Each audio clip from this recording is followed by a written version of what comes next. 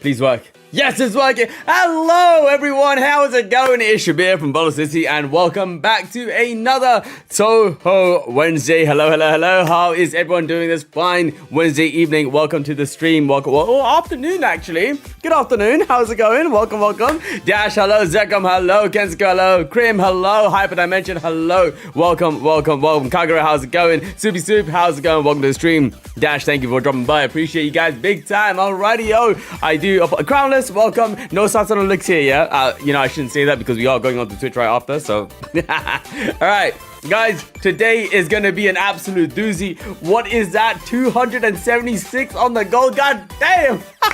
Thank y'all, man. Appreciate you massively. Theodore, hello, hello, hello.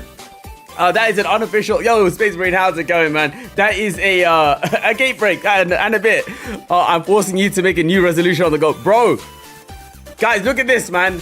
Your revolutionary leader, Kensuke, has spoken, bro. Like, what on earth is this, bro? Hey, yo, thank you, Carlos. I appreciate that. Bro, I'm not gonna lie. I was trying to wait until we finished a lot of the backlogs. We're almost done, by the way. 2 streams today, this one next week, and then this one the week after, the Wednesday, double bills and stuff. And then I was like, then I will increase the stream. I enable Kagura to go mad. You will increase it. Maybe I have to. To be completely fair, let's see how long this takes, right? Because we have a 276 goal here. And I am late. I'm like 45 minutes late, right? If I start at 2 p.m., in 4 hours, surely in 4 hours, I will be able to complete a 250 goal. Right? If I start at 2 p.m. It's possible, man. It's possible. But nah, thank you guys, man. I do appreciate it massively. We have a lot to get through today. Obviously, we have the playlist. We have a stream in which we have a lot of time sounds. Kaguro, thank you very much for that. I appreciate it big time. And also, before we get on to that, I want to give a massive thank you to Krim as well. Brother, I appreciate it, man, because the work that you did for this is insane. And I know you're going to downplay it, right? But I saw how the formatting was on the wiki.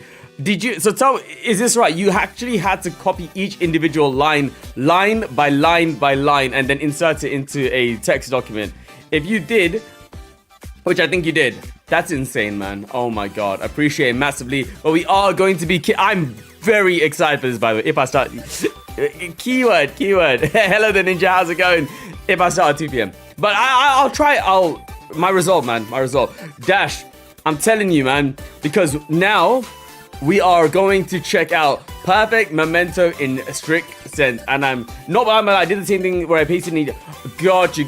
Either way, Krim, the format that you gave it to me in was very, very, very easy to work with. And I hope you guys will enjoy what we both cooked up now. So thank you very much. Appreciate it big time. Basically, Contraption, hello. Welcome to the stream. We're finally going to be kicking off the Encyclopedia. And as I was like setting it up, I was trying not to spoil myself, yeah, but I just need to proofread some parts. It's so good, bro. This is, I think, not to right, got you. Right. Not to overly congratulate us, but this is the perfect spot, in my opinion, to read an encyclopedia because it really cements a lot of the characters, a lot of their personalities, a lot of their it's great, man. It's great. You guys might have already seen it, but for me, it's I feel like this is a perfect place for me to get to know the characters a bit more, if that makes sense, right? But thank you very much, Krim. Appreciate it big time. But got you. Got you. Yeah. I think for written, for read-alongs, we've got a perfect system going, right? For manga, I still need to work that out. So Kagura, if you could bear with me just for a while longer while we get the rules for that, I really appreciate it, man. Oh, right, Kensuke. Are we doing 3D physical first? And it might be better that way now that I think of it. Yes, honestly, Kensuke, I just went through I just put it in the chronological order of the streams. But yeah, no, that works with me. Yeah, I'm happy with that. Either way works. I just announced it as it was. But yeah, I just put it into chronological order. Yeah. Hyperdimension, exactly. Dash calling it encyclopedia makes it sound boring. It's much more entertaining. Yeah. No, you're so right. You're so, you know what though? Let's not hate on encyclopedias. My favorite book when I was a kid was a dinosaur encyclopedia. I read that front to back. You know how much? It was great, man. You know what? That probably says a lot about me, to be fair. But anyways, I'm excited to check out this book for Touhou. Thank you very much. I hope you guys enjoy the format as well. And nah, I'm playing. All right. Krim, OST. If you don't have any recommendations, I'll just pull up what you put last time. But if you do have any recommendations, send it my way. Hold on, where are we?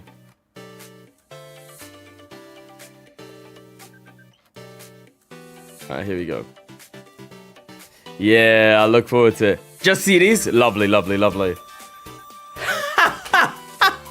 That's what I'm talking about, bro. All right.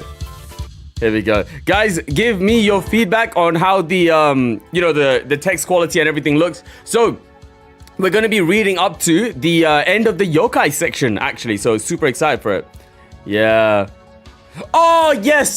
Duke, you are correct. You're correct. I will, hold on. Oh, by the way, you guys mentioned this as well. Bro, 130, 160. Almost done, man. Almost done. I'm excited for it. I'm excited for this, man. This is going to be a lot of fun. Nice. All right. Oh, don't... Krim, I, in fact, did forget. I was so excited to show you guys the light novel. No, we got manga first. Hold on. Give me a second. Let me load that up. Bruh, what a track. What a track, man.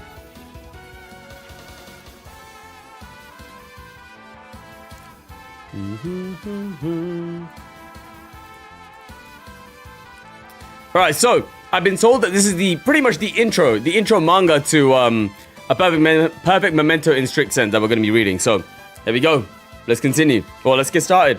Yeah, right? Okay, lovely. Alright, here we go. Oh man, no matter how many times. Oh, by the way, just a quick heads up. I do have Invisalign on, so apologies. I'm probably gonna have a bit of a lisp when I speak. So yeah. Ooh. Wait, that's not the first. Oh shoot, yeah, you're right. What the heck? Why did that load there? Thank you, Kenzaku. Thank you. I sound the same? Okay, that's good. I can physically hear a lisp when I speak, but I guess it's not that deep through mic. Covering Aki's work, maybe you should also listen to... Dash, are you on Discord? Do you have me? Can you send that my way? Or Krim, if you could send that my way as well. Interesting, okay. Just like when I was... Right. Okay, here we go. Let's do this. Memorizable Gentokyo. What is the person next door gather up deep in the autumn?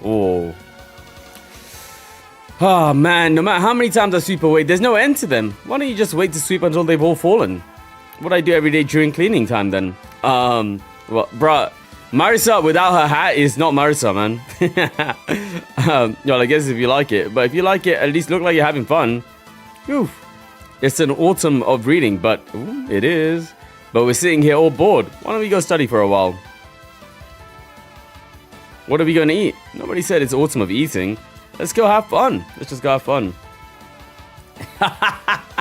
Didn't you say we were going to study? Wow.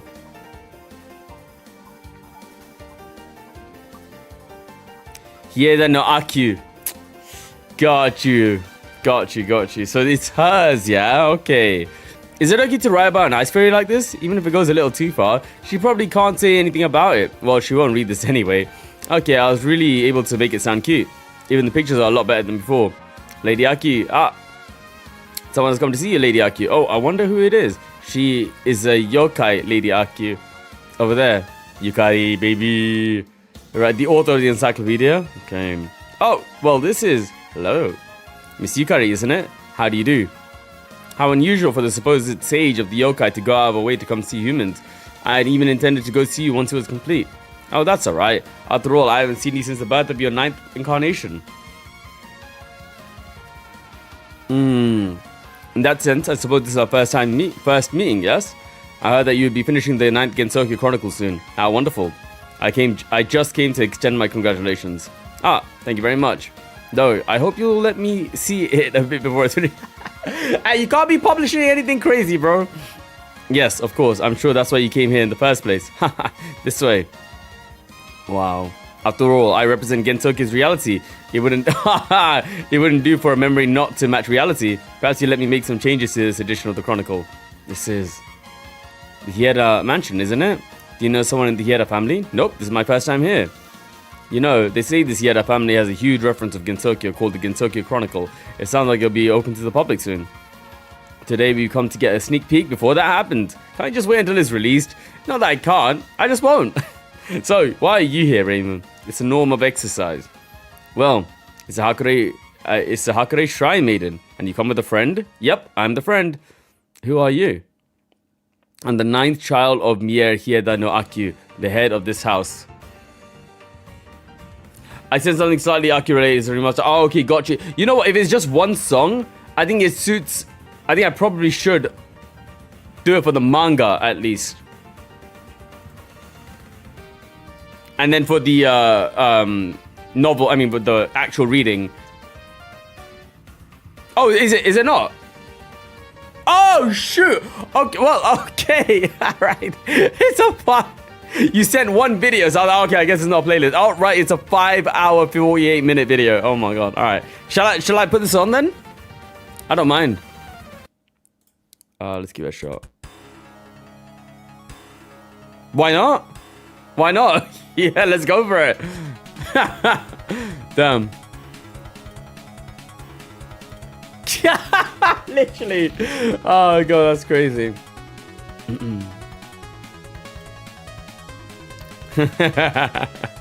Oh man. God, that's wild. That's wild. This is okay, this works as well. Head of this house. Right. So what? Akyu, yeah? Okay. It's Akyu's untouched score. Damn. Oh, hello. Nice to meet you. I'm Reimu. Well, now that the party's started, won't you let us see the Gentokyo Chronicle? Well, I suppose. It's mostly finished now. Besides, if the Hakure Shrine Maiden said she wanted to see it, I'd have no reason to... I want to see it. Here, it's still not assembled properly, so it might be hard to follow, but this is the Gentokyo Chronicle. Bro, this is crazy. This is like me and Krim, like arranging it in the upcoming format. Everything about Gentokyo is recorded in its pages. Oh, there's even something about me. Yes, it's not limited to yokai. There's also a bit about humans as well. So there have been quite a few people who've come here to make revisions before it's released. There really isn't a lot about me. And can't you make my article a little funnier? If you'll just show me what's funny about you, I'll write about it. All right. sorry. How was it? Yeah, exactly. You certainly know an awful lot about yokai. The children of Mie have existed for over 1,000 years, solely to collect information on yokai, though originally we were editors for history compilations. At any rate, Gentokyo's history couldn't avoid being a history of yokai, so... You live for 1,000 years? Of course not, there's no way a normal human could live that long. I've only lived as a 9th child for a little over 10 years. Wait, what? She's 10 years old? That's wild, bro. And she wrote an encyclopedia. Bro. Feels like you're leaving something out. But getting back on topic, I hope to give humans a rightful place in a Gentokyo that's historically been the demesne of yokai. Brother, if you do that, you'll never hear the end of it from some of the yokai. Won't there be some that won't stop complaining? And what if there are? Isn't a restoration of human rights their official position since the Great Barrier was made? It's enough for me if the Gentokyo Chronicle can satisfy people's curiosity. The Gentokyo Chronicle, isn't this what's referenced in, oh my god, bro, Hifu Club? Is it not? Or am I thinking of something else? Get out of here, bro. It is, isn't it? Oh my, bro, see what? It's all connected. It's all connected. Amazing. Wow. Yeah. Hey, yo, guys. praise me, please, for basic reading comprehension, man. I would like it. Even if it's a little different from reality. Also, that's how it is. Then you should write more about me. It's okay if you mix in some lies too. Okay, very well. I suppose I'll flesh out your article a bit then. Well, I guess we'll be going. I don't think there are any issues with my article. The picture was quite good too. I can't remember how the picture looked. Right.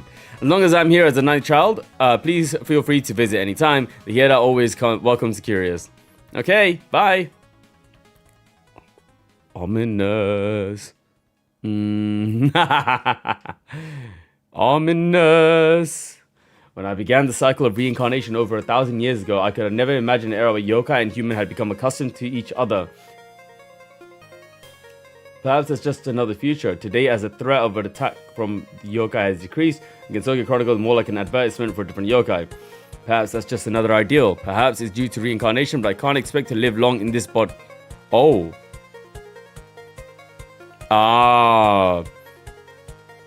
When I think of how long it will be before my next reincarnation, I think it'd be nice to make long-lived friends. If that's the case, maybe it would be better to meet yokai than humans. Damn. Okay, well that answers that then. I changed quite a bit, just as Gensokyo has. He would have imagined I would have served as a bridge between humans and yokai. Well, in any case, let's work on the section about Marisa Kirisame. She lives a self-centered life. Damn. Okay.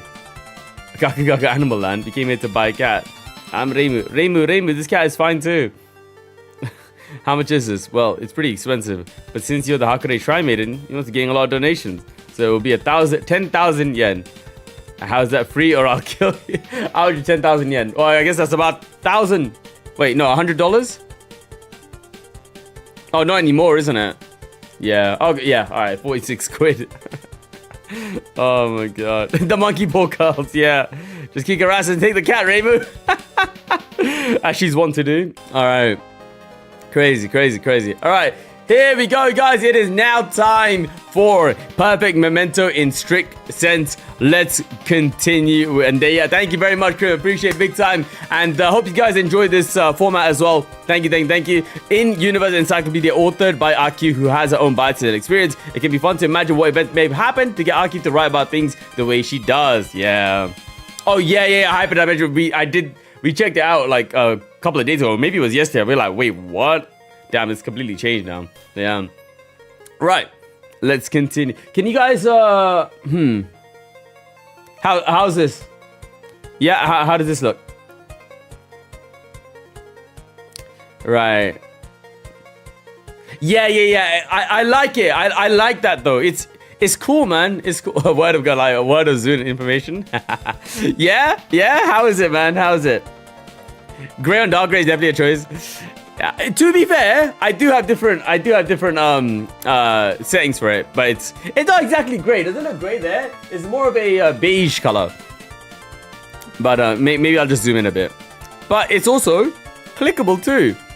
Look at that. Oh yeah, fair enough. Hello there, Ghostman. How's it going? Welcome. Yeah, agreed. Like this, I saw that it was meant to be like a standard, so I was like, all right, cool. I think Amazon ebooks use it. But yeah, by the way, I have all of them like ready to go. So whenever we do, right now, what we'll do now is we'll end on Yukari section, because that will be the yokai ones, right? And then we'll go on to in the next one we'll go on to otherworldly magical beings. But right, here we go. Let's continue on. All right, forward. A closed world without any humans to create history. Yokai remember distorted version of past events, and Gensokyo is not facing the fact. Because of that, the humans could not know the reality of the yokai and only... Bro, thank you for the manga, by the way. Like, I'm totally understanding that this is Aki's words now. Is this Aki? I know that there's a Zun's comments right at the end, but I assume this is the foreword of the book, so yeah. You might be thinking that if humans knew more about the abilities and countermeasures of the yokai, if we knew beforehand what parts of Gensokyo were dangerous, if we knew more about those humans who specialize in defeating yokai, then we wouldn't have to live in fear. We, the Hiera family, decided to collect information about Gensokyo's most prominent yokai every 120 to 180 years in order to ensure humans live in safety. Right. The result is this, the Gensokyo Chronicles. It started more than 1,000 years ago in Aichi's age, and with me, this is already the 9th generation. Hey, hello there, Kara. How's it going? Welcome, welcome. The Gensokyo Chronicles are divided into yokai encyclopedia, heroic legends, a guide to dangerous areas, various unresolved matters, and a monologue, thus painting a picture of contemporary Gensokyo. The yokai encyclopedia describes each type of yokai's characteristics and countermeasures to take against them. Furthermore, yokai that are known to be active today are each treated separately in detail. This encyclopedia should serve as a guide to avoid fearing yokai more than necessary, or the opposite, to prevent provoking particularly strong yokai. It starts with commonly encountered yokai such as fairies and phantoms, proceeding to powerful yokai such as vampires and tengu. Damn. Tengu Aya's that powerful? She's got a game about her, a solo game, so fair enough. Providing a list of abilities, threat levels, the places and times at which they most commonly appear, and how often they're seen. All of them are illustrated. It should be a most useful item to human villages. The heroic legends are introduction to humans not living in the human village who engage in yokai extermination and incident resolution. Right, there are more. Right. Okay, yeah, no, that is true. Wait a second. Oku is Oku a Tengu, or is she? Or she's no, she's a crow. Yeah, bro, what? She's a three-legged crow, isn't it? Right? She's meant to be the three-legged crow, right? Yeah. Hell, right. Or is the three-legged thing someone else? Hellraven, okay. She doesn't need bad, bro. Yatakarasu, right. Okay. Yeah. Alright. They're essentially allies of humans, so if you're being harassed by yokai, you may be well served by consulting with one of the humans described here. There are many mysteries about most of these humans, but I've tried to shed some light on the mysterious points as well. Wait, so, okay, question. After spell card rule has been introduced by Reimu, do they still exterminate yokai like dead? Okay, always has been, bro, since that day, since that fateful day. Dude, what does yokai extermination mean? Like post spell card. Interesting. Dangerous areas guide is a list. Very rare cases, right. If they don't respect the rules, the Raven will get their ass. Oh man, this guy each and giving a sense of how dangerous they are. If you want to know what kind of preparation, like what about all the little mobs, bro, that we just yeet in the game? Surely they're not dead, right? Please, yeah, okay, good one. Please read this guide beforehand. When an occasion asks for you to leave the human village, please read it carefully. The unresolved matters are articles with incomplete information, articles that appear incompatible with Gensokyo, newspaper articles, and other inserts. Okay, interesting to know. I did start gathering material and finished writing those. The monologue consists of thoughts that I, Aki of the 9th generation, had when compiling this book, as well as my written thoughts about Gensokyo. Right. It is fine either if you read it or not, but I would be glad if you did. With this book, the Gensokyo Chronicles have reached the 9th volume. A new wind of change has swept through Gensokyo since the previous volumes of Gensokyo Chronicles. I believe that the new volume has been greatly redesigned in the contemporary style and is much easier to read. Guys, is it easier to read? Oh man, I wanted people who find it difficult to read handwriting by brush like classic literature, or who wouldn't read the Chronicle because of the abstruse sentences to read it too. Now please read these Gensokyo Chronicles, and may the wonderful you have a safe life in Gensokyo. Hayera no Aki, the 9th maiden of Are, air? Okay, embodiments of Mother Nature, the Fairies. Look at this, bro, it's like a stat sheet. Oh my god. Usual threat level, low. Frequency of encounter, very high. Variety, high. Places likely to be encountered, anywhere. Times likely to be encountered, anytime. Goddamn, everywhere. You like it, Chris? Yeah, thank you, man. Characteristics, the true identity of natural phenomena themselves. Fairies live in such phenomena where it gets cold and hot, rain falls and wind blows, grass grows and flowers bloom. They come in various shapes, but many of them are humanoid with wings, like those of insects, like butterflies and dragonflies. Man. Thank you, man. I appreciate that. I'm waiting to get to like the images. I hope you guys like that. The height is uniformly small from the degree where they can fit in the palm of one's hand, up to the size of a child below 10 years of age. There's hardly any fairy outside of the scope. They live wherever there is nature. You can confirm their existence anywhere in Gensokyo. They especially prefer active places. Oh shoot! Oh bro, Fyodor, I hope I can provide some entertainment while you do that, man. All the best with that, bro. Sorry to hear that. When humans and yokai gather, you can probably spot lots of them. On the other hand, in gloomy places, their numbers decrease. They are a kind of yokai you frequently can see even in human villages. Fairies are active at all hours, so you can probably encounter them both at daytime and in the night. They don't seem to follow any manner of law or code. Also, an individual fairy is short... Oh. But they... Oh, okay. Very next sentence. Oh, very next latter half of the sentence. But they immediately resurrect in the same shape. Even if they suffer large injuries so that their bodies are in pieces, they heal immediately. Ah. Mobs. In the stricter sense, fairies can't die. Therefore, they take reckless actions without fearing death. Since their concept of death appears to differ from that of humans, it is also said that they are simply foolish. Fairies don't actually need to eat, but they see the way humans enjoy their meals and copy them, eating the same things. They eat anything which humans do. They especially like to sneak away that which humans are planning to eat. Potential harm. Pranks on a whim. They all like pranks. If they catch sight of a human walking somewhere, they make them lose their way. When you're cleaning, they'll raise the wind to send all of your assholes. Guys, that's blind. When you're not looking, they put salt. Oh my god, not into my microwave tea, bro. Which I think of the consequences, they disturb the actions of whomever they see. They also occasionally pranks that go too far, such as when you get pushed off a cliff. Or when your back is set on fire, so it's necessary. Oh my god. Yeah. I guess she's lived long enough to see all the shenanigans. When you walk down the road while thinking about something else, you lose your way. When you're absorbed in conversation with a friend, your bags are carried away when you're not looking. Things like these are sometimes thought to be caused by fairies. The people that most easily get pulled into pranks are those that are uncautious and prone to being preoccupied with other things. Fairies won't go near cautious people. Therefore, if you usually pay attention to your surroundings, you should be fine. But if you are subjected to a prank, what should you do? The truth is that while fairies are reckless, they don't like fighting much at all. When a human notices the prank, the fairies will probably run away as fast as they can. If you were to be successful in catching one, you can freely vent your anger out on it since they are not very strong. A grown human should win easily. However, there are also occasional exceptions where, without doing any prank, they just suddenly attack. Ooh. And sometimes you must be careful. That is because there is a possibility that it is a warning for something. Especially when fairies aggregate in large numbers or start clamoring. There is a possibility that there is an unbelievably powerful yokai lurking about nearby. Therefore, you must be careful. Fairies' lives differ from that of humans, so it's a mistake to say that they are short-lived. Got you. The chihuahuas. The number and ferocity of fairies expresses the threat level of the surrounding area. Fairy the ice.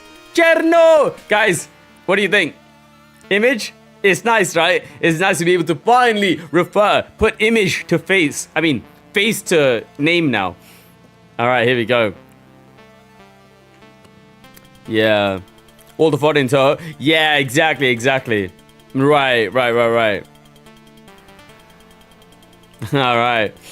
Here we go. Cherno time. Manipulation of the cold. Threat level, low. Human friendship level, normal. Main place of activity, the Misty Lake. Close to the lake, there are times where the temperature lowers drastically even in summer. A fairy you are likely to encounter as such is this ice fairy. Among the fairies around the lake, she has a leader-like presence and is stronger than the other fairies. Okay. She belongs to the more belligerent variety of fairies, so it's necessary to be careful. What's the thing? Low though. Okay. She is quite short and dressed in blue with wings of ice, being able to even the pretty small object. Instantly, she's a bit more dangerous than regular fairies. She emits cold air constantly, so her vicinity is always chilly. Since where she lives is totally unknown, there is no way of telling how she spends her everyday life. Not just Chirinos, but all fairies' homes blend into nature, preventing them from being seen by humans. Right. I saw her freezing a part of the Misty Lake surface and sleeping defenselessly on the ice. Hiko Zayamon. Oh, okay. Free AC. Oh, man. Hold on. I saw something softly next to the lake. The surrounding flowers are frozen. Anonymous. Okay. Yeah, since there are many other signs near the Misty Lake as well, it is presumed that is where her home is located. It is possible that she has a house underwater. I saw frozen frogs in rice field. I think this is the work of fairies.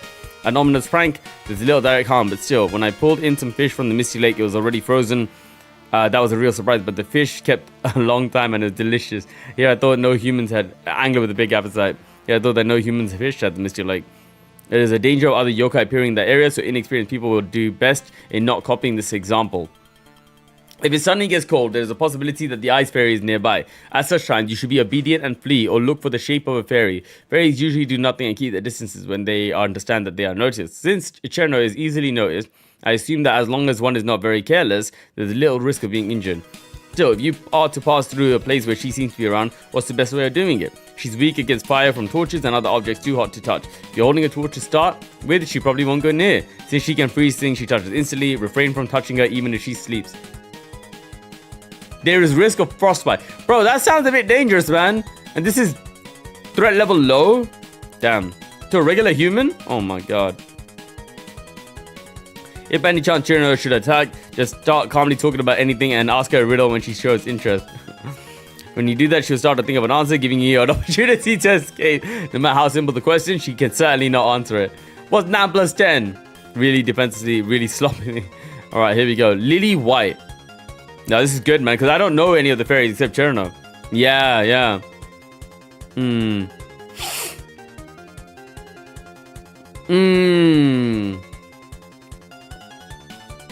Announcing the arrival of spring, threat level very low, human friendship level high, main place of activities varies. Okay. When it is spring, humans, yokai, and ghosts suddenly become more active. In fact, there are few who do not. The fairy who symbolizes this activity is the fairy who bears spring, Lily White. Lily White notices the trivial changes that normal humans don't notice and tells all living things that have been deep hibernation during the winter that the season of awakening has come. After the passing of this fairy, everything becomes wrapped in the joy of spring. Oh, okay. Her height is quite low and she has many thin wings. Okay. How did this? Yo, she's not aggressive. I am not aggressive. I'm not aggressive. That's too good, man. If you come across her, threat level is low. However, disturbing her while she's conveying a message would not be wise. This is when this fairy is at her strongest. Like other fairies, where she lives is unknown, and she's rarely seen during any season other than spring. Yeah, because that lily has become synonymous with the season of spring. The snowfall. Is she here yet? The White Mountain, searching for signs of the fairy herald of spring. Spring person. Yes, sir. The fairy herald of spring refers to in this poem is Lily White. She always appears from the west and disappears towards the mountain, but there is no instance in which she is reportedly going back to the other way. Where in the world does she live? Perhaps the reason that she's never seen returning from the mountain is that each year she's eaten by the mountain yokai and stops announcing spring. My child caught her. Perhaps because she immediately said, "Let me go," and my child promptly let her go. Therefore, there fortunately wasn't any damage. Anonymous parent. Goddamn. And fairy isn't the sort that would usually injure humans, but it's generally safer not to get involved with non-humans. Yeah, that's so cool, man. If you don't do anything to her, there's no real danger. In fact, catching sight of her is a good omen. She simply wants to celebrate the fact that spring has come. If she happens to attack, it's possible that she's just excited. So the best course of action is to leave that area. Oh! Mad! That's crazy. Oh! Wow, it is quite different. I'm just reacting to the music now. Damn, okay. Barry won't be able to. Yeah. That's the original, yeah. Barry won't. Oh, bro, I like it. Are these motifs not used in the thing one?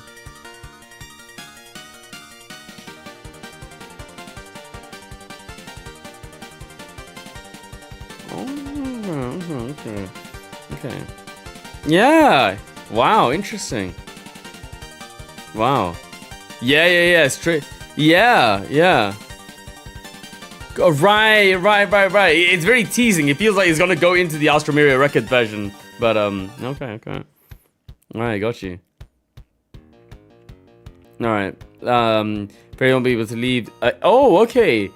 Leave the area. The fairy won't be able to leave to any place that is turning to spring. If you get away from her, there's no need to worry that she might chase after you. In fact, it could be interesting to set out bait in order to take. Excuse me, Pokemon time? If you prepare some flower seeds for her, she'll gladly make any nearby flowers bloom. Because this, she's a fairy who's very popular with florists. Okay. Phantom and Ghost. It may appear that she has a great number of thin bird-like wings, but in fact, she has 2 large wings. Yokai Mountain mentioned later. Alright, now we have Sunny Milk. Oh, okay. Ability to refract light, low, normal, around the forest of magic. I just have the names on the side as well so I can go through them. Sunny Milk, yeah? The time when you get lost even on roads are not particularly long, and in some severe cases, you return back to where you came from. When this happens, 8 or 9 times out of 10, you'd be right to think that it is the work of a fairy. Sunny Milk, in particular, is a fairy whose specialty is making people lose their way. Right. Yo, hello, Natsuki, welcome. I'm glad you guys are enjoying the lore. I love doing this stuff, man, and I think we're at the perfect point to do this, so I appreciate it. Since it's possible to change how the environment looks from reality through refracting light, it can fool humans. Also, if she can hide herself behind this diffraction, it can be difficult to capture her. Her stature is quite short and she possesses thin insect-like wings. Oh, okay. She's the type of fairy who plays terrible pranks on humans but gets away at full speed when they notice her. Fairies like this won't approach humans that are highly cautious. If you don't want to get involved with them, you must behave as if always thinking of the possibility that a fairy is lurking nearby. Yeah, agreed. Also, she rarely acts alone. She usually moves with a group of 3. It's said that she lives inside a huge tree in the Forest of Magic, but the precise location is unknown. Basically, a fairy's dwelling area can't be spotted by humans. Oh, it's on the wiki. The original text is on the wiki. Hold on, I'll link that here. It's Thank you, Krim, for sending that my way as well. Give me a second. There you go. Here's Cherno's one, but you can just flick through. Yeah? Okay, right. No worries. I saw a basket in the sun on top of my roof. When I poked her, she ran away in a hurry. Yumeta. She was sleeping at the side of the road. She looked like she was hurt, but when I poked her, she ran away in a hurry. She's been seen basking in the sun a great number of times, and as at many of these times, she looked injured. It can be thought that for a fairy, a sunlight exposure to the sun is the equivalent of medical. Oh, Superman. Okay. Right. But that's nice that humans look after her. I mean, like, try to look after her. I was walking, but suddenly the ground disappeared, and I fell off. Oh my god, I thought I was going to die. Occasionally, the pranks become dangerous. Be careful. Once I saw the rain bending in front of me as it fell. It can become easier to spot light diffraction when it's raining. It's less likely for you to lose your way when it's raining than when it's sunny. In any case, countermeasures. In any case, you have to be careful when you walk. There's the danger of the road in front of you suddenly turning into a river. Fairies will avoid attentive humans and dogs with acute senses. If you're in a hurry, you should bring a dog with you. There's no danger of confronting her, as she will immediately run away. However, even if you want to punish her, it's almost impossible to catch her. If you fall victim of a prank... Yo, what is this? You can only curse your carelessness. She's extremely curious, so an experienced person may be able to successfully set a trap for her. She's also apparently very fond of delicious foods, and she frequently tries to slip into feeds by hiding herself with optical illusions. You happen to spot her when she's distracted by food, you have a chance to vent your anger on her. You can avoid being humiliated if you blame fairies. The other two are Luna's Child and Star Sapphire. Skill issue, bro. Skill issue. It'd be best to ignore them because it will feel awful to think that fairies are laughing somewhere. A general trait of fairies. Got you. Cry about it. Speaking of Minecraft, should we recommend him that Gensokyo Minecraft videos for? Oh, dude. I would love that. I know, kinda unrelated, but kinda related. We watched this the other day. The 1000 Players Simulate Civilization, Rich and Poor. This has unlocked something in me, bro. I want to do more Minecraft reactions. That was insane, man. That was actually insane. We're playing Minecraft as well every now and then, so I'm looking forward to it, man. I'm looking forward to doing more Minecraft, like, adjacent stuff like this. Yeah, right. I would love to. I would love that. Exactly, Crib. Exactly. Yeah, Zekrom, that was so beautiful, man. Had a blast with that. That was a 2 hours video. Yeah, no, I'm down. So what I do is I would do that on a separate day, like a Saturday, right? Like I do this one. We have an Arknights video that I'll be watching on a separate Saturday as well. So yeah, I'm totally game. It's entirely up to you if you want to get that. You can get that started. I'll set up a separate goal for it if you'd like. Yeah. Yo, Caro, that's outrageous, bro. Outrageous. All right. Oh my god. Lunar Child.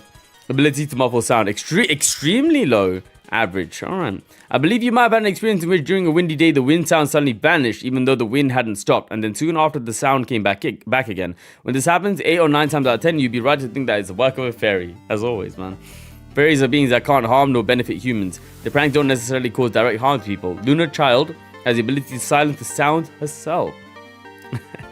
This is in itself, it can't cause much harm, but she often joins up with other fairies, particularly Sunny Milk and Star Sapphire, carrying out their pranks as a trio.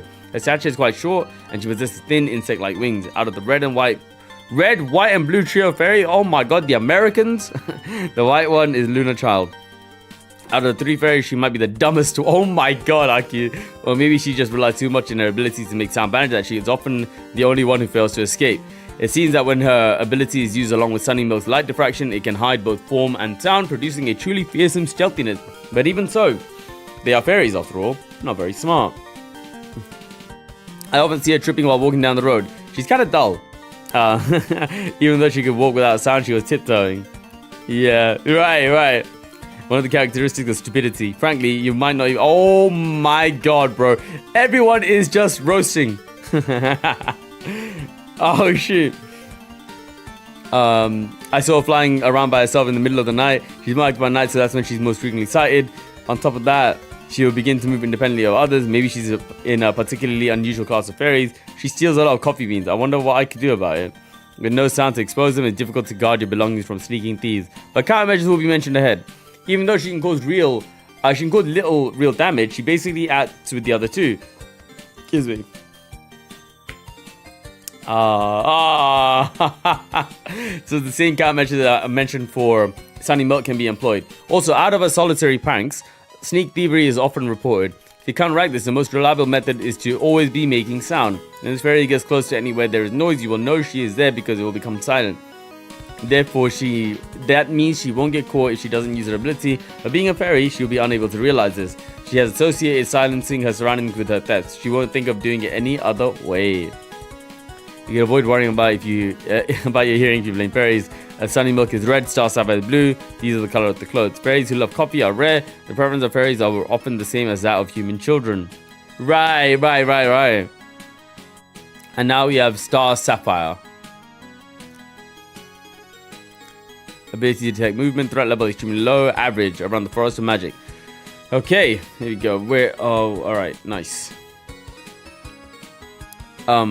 When looking at the stars covering the night sky, it may sometimes seem that one is surrounded by the eyes of countless beasts or yokai, and there is fairy with eyes that can survey as far as the light that falls down from the stars. That is the Starlight Fairy, Star Sapphire. I was gonna say she looks very Hime-like, very elegant. Hey yo, look at that, man. She holds a chainsaw? Oh, okay, at least not here. Oh no. She rarely attacks to disturb humans, but she mostly causes trouble by helping with other fairies' pranks. Her stature is quite short and she possesses large butterfly-like wings. As this fairy is very attentive to movements, you will soon be found if you try to approach her. Capturing her is extremely difficult and she is rarely sighted alone. Normally she is seen in the company of Sunny Milk and Lunar Child.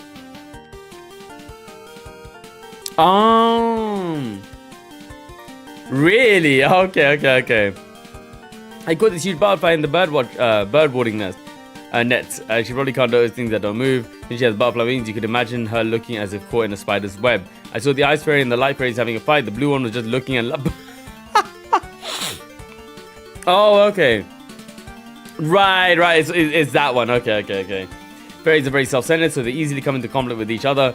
In this case, the ice fairy is used to fighting. She likely would win by herself, even against 3. Oh, wow. In addition, Star Sapphire always keeps calm and avoids fighting so much it can be hard to tell what side she is on. Even though she cannot do a great amount of direct damage, she basically acts with the other 2 fairies, so the same countermeasure mentioned for Sunny Milk can be employed. However, when she's on observation duty for the other fairies, she can be a threat, because even if you try, you cannot elude her ability. The best and most reliable countermeasure against it is to use a separate creature. Star Sapphire's ability can't distinguish between a human and a similarly sized animal. Right. Okay. So if you slip into a herd of animals and move along with them, she might not even notice you. Yeah.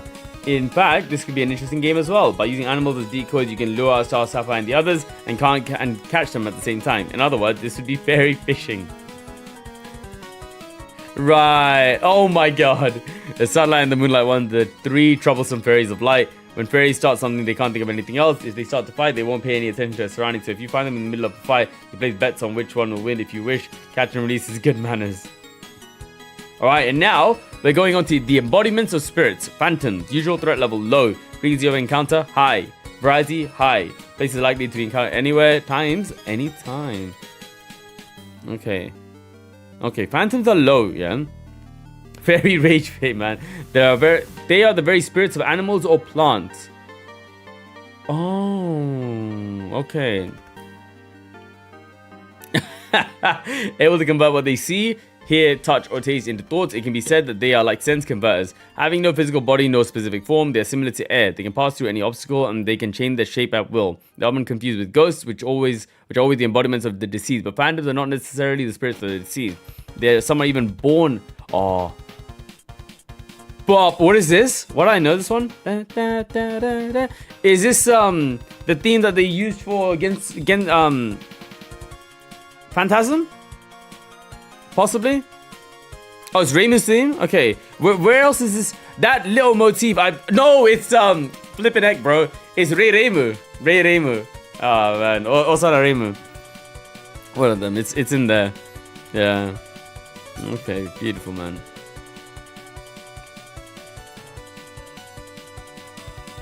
Yeah.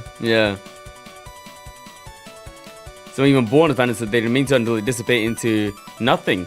Also, unlike... Yeah, man. Time flies, bro. Unlike ghosts, a single corpse may spawn several... Oh, okay. The characteristics are closer to those of fairies. Like how fairies are the embodiment of nature, phantoms are the embodiment of spirits. They can live anywhere in Gensokyo. Phantoms that prefer noisy places gather in noisy places. Ones that prefer gloomy gather in gloomy places. And there are even those that prefer hot spring. They're usually active at night. It's assumed that because many of them have their existence on the verge of dissipating, it makes it difficult for them to act under sunlight. Also, their body temperature is very low. I really like it, man. Okay, however, this chill can be utilized for one's benefit. For example, during the test of courage, passing through a place as a test of courage, where many phantoms seem likely to gather, is a good way to feel a chill on a hot summer night. Potential harm. The most threatening feature a phantom possesses is the ability to affect the minds of people around it. If one is surrounded by cheerful phantoms, they'll eventually feel pleasant. Gloomy phantoms, vice versa. For example, the places famous for suicide mentioned are often the places inhabited by gloomy phantoms. Those without enough mental fortitude might even lose their mind if they happen to face a powerful phantom. Also, due to their low temperature, sustained cold. Wow, that low, yeah? Frostbite. Avoiding encounter with phantoms is next to impossible. So all you can do is attempt to remain... Like, there could be a phantom right here, next to us. Oh, boy. Is attempt to remain unaffected upon contact. Generally, phantoms have transient and fragile existences. Even then, even average humans should be fine if there are only a few of them. However, it's a different story if that person is mentally weakened. Keeping confidence. Have confidence in yourself, and having no fear is the only way to deal with them. However, it would be a wise idea not to, out of curiosity, go to places where phantoms gather. Yeah. It may result in your mind being shattered. Mind break? Excuse me? Damn, bro. That happened, there's no other way but to seek an exorcism from a professional. On the other hand, there's currently research about the possibility of correcting one's personality by means of deliberate phantom. God damn, bro. This technique is expected to dissuade someone from committing suicide. That. Or helping someone overcome their... bruv, if YouTube gives us a... Oh my god. Makes us age restricted, bro, please. Or helping someone overcome their dislike of vegetables. Bro, it's educational material, man. We're almost ready to put it on it's almost ready to be put into practical use once a method of capturing phantoms is established. It's not far-fetched to say that the future of human mentality rests on phantoms' shoulders. Damn, bro. Living. Hard seems to be cold, thus phantoms are despised in winter, like when one has just been tickled by fairies. Places such as graveyards, yeah, don't go there in the night. Test of courage. Live concerts? Wow. Yeah. Wow. The Shrine Maiden is not really dependable. You can't ask her for an exorcism, yeah? I am so curious. How the hell is Youmu a half phantom, half human? Damn. The ability to use sword techniques. Speak of the devil, or speak of the phantom. Medium. Hi. Ooh, okay, hi. Netherworld. Since phantoms are formless, most people are unable to distinguish between normal ones. The Konpaku family are not simple phantoms, but are a lineage of mixed races between humans and phantoms. Their appearance does not differ from that of normal humans. Yomu's thought patterns are similar to a normal human for the most part, but it's said that her body temperature is a bit lower. Her lifespan is far longer than that of humans. This is probably because she is half phantom, which do not have a distinct lifespan. A large phantom, really? A large phantom accompanies a human form. So it's kind of like a stand. This phantom is a characteristic of half human, half phantoms. It's one of the ways to distinguish her from normal humans. So we can see it, I guess. A largish phantom acts on the will of the half human, half phantom. Also, unlike normal phantoms, its body is not particularly cold to touch. Yomu serves as a gardener for Haku Gyokuro in the Netherworld and is also a living sword instructor, but lately she can frequently be seen in this world. Though it is likely because lately the barrier between this world and the next is weakened. Many theories have been put forward to explain the weakening of this barrier, but its true cause is the whim of the yokai who manipulate boundaries. Damn. Yukari, right? Oh no. Weapon ability, she possesses superior swordsmanship as a master of the two-handed technique. The two swords she uses are called Haku Roken and Rokanken. The longest sword is Rokanken. They believe that Rokanken was forged by yokai and is too long to be used by normal humans. It said that it has the power to kill 10 phantoms in one stroke, but as one cannot actually kill phantoms, it's unknown if this is true. I was going to ask about that as well. Is it like fairies? The other sword, the Haku Roken, is the ancestral sword of the Konpaku family, and it's said to have the power to... Oh, wait, hold on. So, is that her name? Youmu Konpaku. Okay. Hard to dispel the confusion of those it cut. That is, using on phantoms will send them to nirvana, and using on humans will cause them discomfort and a bit of pain. Oh... The exact details of its functions are unclear, but it can only be handled by the Konpaku family. She lives in the... almost read that as Netherlands. She lives in the Netherworld in Haku Gyokuro. She wakes up early in the morning before the mistress of the estate to patrol the gardens. I didn't say anything. During the day, she tends to the garden and trains her sword technique and will go out on errands if called. At night, she patrols once again and supposedly goes to bed only after confirming that her mistress has... Oh, man. If she were to discover an intruder at this time, she would surely cut them down at once, whether they were human or yokai. When I go to visit the Netherworld, she always swings those swords at me. I mean, how did she actually check who was coming? Reimu. It's questionable why living humans would go to the Netherworld to visit in the first place, isn't it? She comes shopping here a lot. It's like someone is coming to take you to the next world, and it feels pretty weird. It'd be nice if you'd be more tolerant if she's just coming to shop. I thought a dangerous sword-wielding yokai had come, but she looks sort of powerless. I can't help but feeling sorry for her. Oh, man. Yeah. Her appearance is that of a young girl. Although she's a phantom, half of her is human. It's possible to come to a mutual understanding with her, so conflict can be avoided through discussion. Unlike other yokai, she doesn't assault humans without purpose, such as food or boredom. If you don't challenge, provoke, or put her in a blatantly disadvantaged situation, she will likely not attack you. Even if the situation looks threatening, she will not fight anyone lacking in training, so that will at least make her go easy on you. If you've done nothing wrong, you'll probably talk your way out of a battle. Reimu would beg to differ, but Reimu is a rage baiter, to be fair. Even if you've clearly done something wrong, things might work out somehow if you offer a proper apology. Now, what should one do in the unlikely event of being attacked by her? All normal humans can hope to do in such a circumstance is to offer a prayer to Buddha. Oh god. I mean, if she wants you dead, you're dead, bro. This word is read Haku Gyokuro, not Shirata. Oh, okay, a kanji thing. This world is opposed to the next world. As opposed to the next world. In the 9th era of the 9th child of Miyare Akyu, normally they are sent to Nirvana disappeared. Supposedly, the things that you cannot cut are next to none. Namo Amitabha Buddha. Alright. The Poltergeist, how do you say that? Violinist. Lunasa Prism River. I recognize her, I think. The ability to play instruments without using her hands. Okay. Low, high.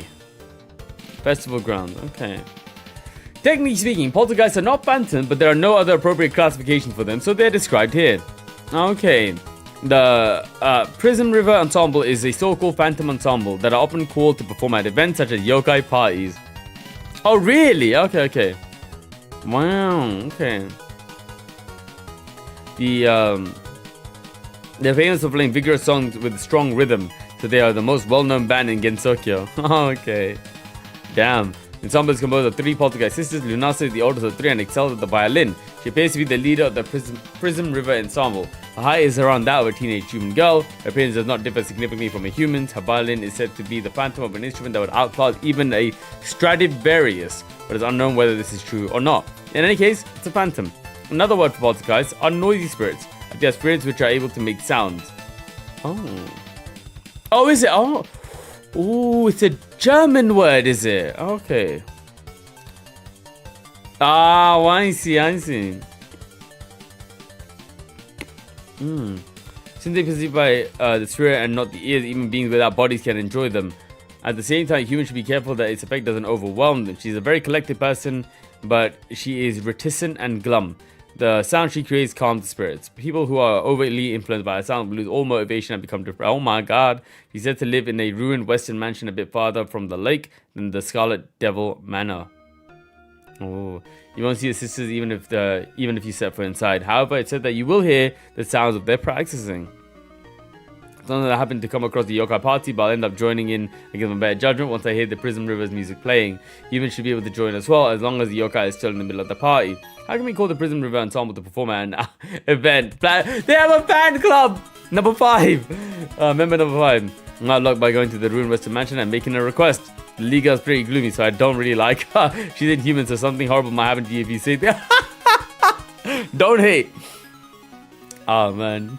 She's very friendly to both humans and yokai, so you have nothing to fear from her. Should we know that Prism Rivers do not manage ticket sales for their live performances? Their clients do, so it's inadvisable complaining to the Prism Rivers you can't acquire a ticket. Okay, the performances contain many notes that have a great effect on the spirit, so one should not attend unless one is in perfect mental condition. Children should not be allowed to listen. The notes of phantoms are a privilege for adults. This is not meant to mean that its members are always absent. They see this at the beginning of their live performances. This may not be true. Other guys are said to be one form of magic used by young maidens. Okay. Right.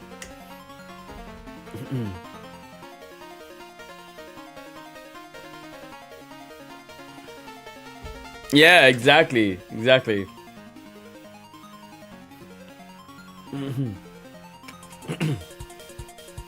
There we go. Poltergeist trumpeter, Merlin. Right. Again, the ability to play instruments without using your hands. Low, high, festival grounds, etc. Technically speaking, poltergeists are not phantoms, but there is no other appropriate classification for them, so they're described here. Merlin Prism River is the middle sister of the Prism River Ensemble, and her forte is the trumpet. She's the star of the performances, standing out the most. She has many fans. She looks just like a human. Of the 3 sisters, she's the tallest and her hair is the brightest, and she often takes the center stage at live events. Oh god. The trumpet she holds is said to be the phantom of a fearful trumpet that's taken the blood of many jazz trumpeters. Oh my lord. I don't know if this is true or not. It's unclear how a trumpet would suck the blood of the living. She has an incredibly cheerful personality and is never seen depressed. She's known to something about incomprehensible words. The sound she creates are sound that uplift spirits. People who are overly influenced by a sound will do things such as break out into dancing or become unable to hold a coherent conversation. It might be perfect for those suffering from depression. Usually the Prism River sisters perform as a group, but Melancholy can also be seen acting independently. Oh, she's indie as well. It seems she holds solo concerts, but going to see such a performance may be dangerous for the reasons outlined above. On my way to the lake, I could hear the sound of brass instruments from far off. It was thought to be the sound of Merlin practicing. It may also have been a call for a Tengu assembly. I would see one of her solo performances, but it was a brass ensemble. Most of the time, it would be possible for one person. But because she can play it without touching. Damn, bro. Had to be done, bro. Yeah, of course. Okay. The history she uses is symbolic, so you shouldn't think that the sound actually comes out of it. It's not well understood where the notes actually come from, but since they seem to actually be the phantoms of notes, they probably come from close by. What? Merlin isn't the leader? She's inhuman, so something horrible might happen to you if you say things like that too often. Very friendly to both humans and yokai, so you have nothing to fear from her. However, it is hard to hold a conversation with her alone, so refrain from talking to her if you see her alone. As a phantom, her behavioral principles are different from those of humans, so while it's not impossible, mutual understanding is difficult. It would be unfortunate to say the wrong thing and have her misunderstand you as spoiling for a fight. The Prison River sisters themselves are fairly powerful, and the Prison River ensemble has many fans, so there's little hope of winning if you cross them. Damn, the fans are gonna kick your ass. In addition, the sound of a trumpet can carry quite far, so if you happen to hear it from far off, take care not to listen too closely. It can affect your spirit. Articles on Lunar Prison River, they say that this is the beginning of the live performances. Right, even praise can be changed. Oh no. Right now, Lyrica. Yeah, exactly. Oh man. Ability to play instruments without using hands, low, high, same as all of them, yeah? For the sisters. Technically speaking, poltergeists are not phantoms, but there are no other appropriate classification for them, so they're described here. Oh, Rick, thank you so much. Oh my god. Just 20 left. Let's go. Bro, it looks like it's very likely that the next Touhou stream, or the next Touhou stream after that, is going to be gameplay. Thank you very much, Rick. Appreciate you big time. Yeah, baby. All right. Her body is the smallest of 3, but her music is dynamic. Her appearance is no different from that of a human. She's the shortest of her sisters and thrashes about during live performances. Oh, banger track. The keyboard she plays is said to be the phantom of a synthesizer used by famous artists that create sound that were too peculiar, so it never sold and faded into obscurity. Oh no, unfortunate mixtape artist. I don't know if this is true or not. It's the hardest game? Oh boy. I feel like you guys say that for every game. I thought, when is it gonna get easier, man? Damn, bro. Oh, no, it's okay. It's alright. If we survived Oku, I think I'll survive this in practice mode. You know what? Touch wood. Fingers crossed, man. Fingers crossed. Oh, God. 13 is easier. Alright.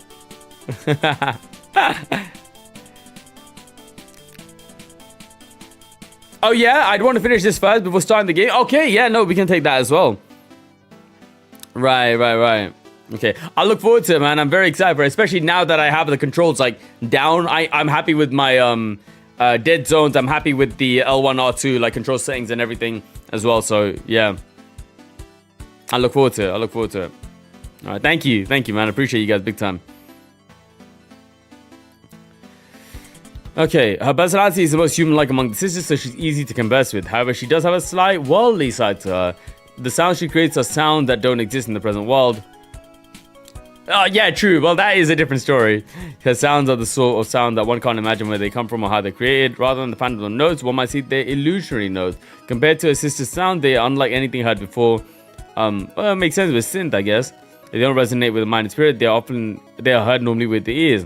If they have no effect on the mind and spirit, you can listen to them without worry. She normally performs together with the other two sisters. If she ever acts on her own, she's probably quarreling with her sisters or has some ulterior purpose in mind.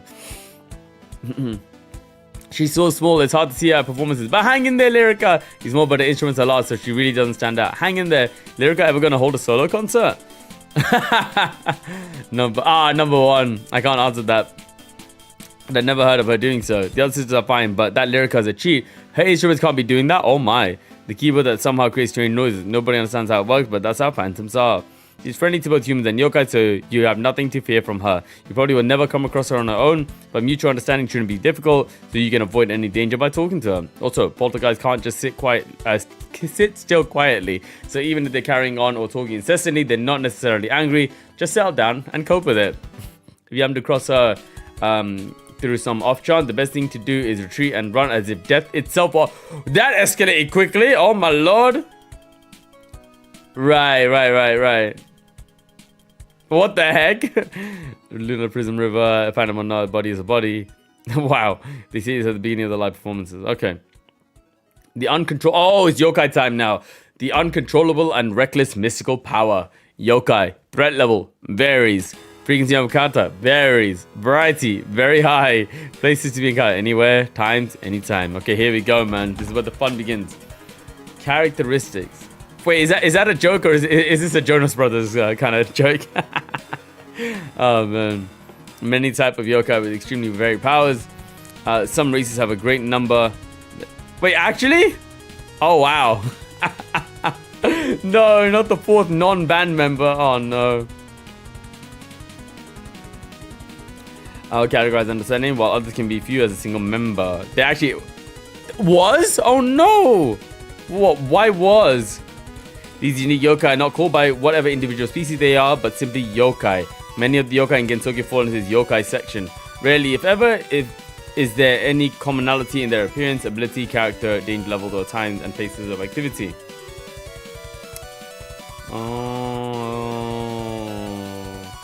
Just about the only thing common between yokai is that they attack and prey upon humans. Damn. There are definitely exceptions, but many fall towards these trends. Yokai have longer lifespan than humans. Yokai have stronger bodies than humans, so even if they're torn limb from limb, they heal right away. Yokai are more easily affected by beliefs than humans, and as a result, spiritual damage, emotional damage, fatal wounds. Right, okay. Yokai generally do not act in groups. Yokai only think of themselves. Yokai are the most dangerous enemies to humans. However, since they're rather varied, one must be informed of each of their traits before heading out to exterminate them. Potential harm: kidnapping, predation, livestock theft, crop theft. Humans have no greater enemy than yokai. Yokai attack humans for food. However, most do not attack when they are full and satisfied. If the population of humans drop, yokai will face trouble as well. They do not eat only humans, but animals, birds, fish, vegetables, alcohol, and other things humans normally eat. Still, humans repay. That is crazy, bro. Humans remain their primary food supply. Apart from humans, they steal crops and livestock as well. They're also serial. I wonder. Yeah. Wait, so I wonder if Yukari's ever eaten a human. Has Yuka ever eaten a human? Oh my lord. That's scary, bro. Unless one thoroughly trains in fighting against them, yokai extermination is difficult. Yokai have a history of being physically stronger than humans and trying to fight. Oh no.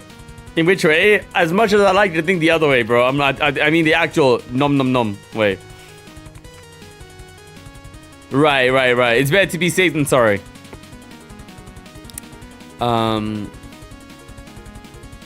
Yokai have a history of being physically stronger than humans, and trying to fight them may quickly end up as feeding them. However, the reason most yokai attack humans is because they need prey. That's why, if one can exterminate them, one should offer something else to eat in place of themselves. Offering a cow will save you from being attacked for a while. There are many that have a strong sense of honor and will act in a friendly manner toward those who do not act against them. But exterminating yokai is a different story. Humans regularly perform extermination, but this is a custom passed down from the ancestors. In Gensokyo, humans must exterminate yokai. There are those that specialize in yokai extermination. For example, the Hakure Shrine Maiden is most well-known specialist. In extermination, one does not use weapons that cause physical damage. Weapons with an origin are more preferable. Yokai are weak to spiritual attacks such as names or legends. It might be confusing, but yokai as a race is similar to the others section of a graph. I suspect there are quite a few graphs where others is a large... Right. It is said that the bounds against Tokyo will crumble if they do not. Wow. Rumia time! Okay. Manipulation of darkness, threat level medium. Oh yeah, I mean this is new Rumia, right? I wonder if it was Rumia of the past, must be like insane. Okay. Low, unknown. Rumia falls into the weaker category of yokai. Oh, but to be honest, there's no official backstory to Rumia, so yeah. This is an ability that makes the surroundings dark, whether it's day or night. The darkness this yokai emits is a magical darkness that renders even torchlight useless. Yeah. Oh, goodness. Oh, yeah, you're right. Wow. And even though one is in darkness, has the field of vision reduced to almost nothing. It's simple to drag people into the darkness and attack them, but she does not move with a group of other yokai, which is a relief.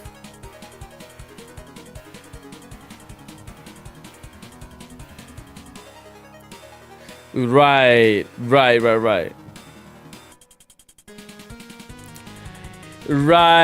Okay, so now the question is, right?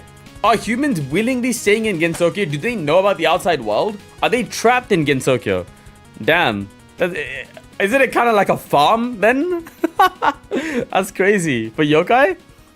Wow. Wow, okay. Similar to drag people into the darkness, attack them. Right. Her appearance is that of a young girl with red eyes and ribbon. Yeah. Right. I mean, I'm not gonna lie, man. Yeah. Torena-san, you asked too many questions. Yeah, I'm not gonna lie. As hard as Yukari is, I think I'd stay away from Gensokyo, bro. Oh god. Yo, thank you for the sub. Appreciate you big time. Welcome. Oh god. Essentially, with dark clothes that blend with darkness, but is always dark around her. This is difficult to confirm. Perhaps because she is known as a monster of darkness and normally feared. People who have seen her direct form, and discover her young appearance are overcome with relief. Right.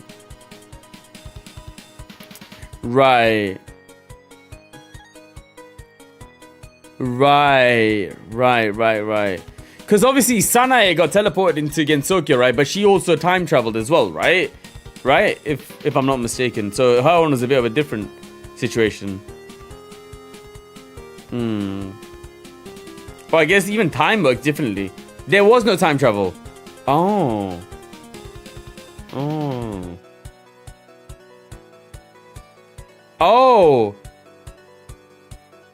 Damn. So Tana is a good example then. Yeah. Okay. Right.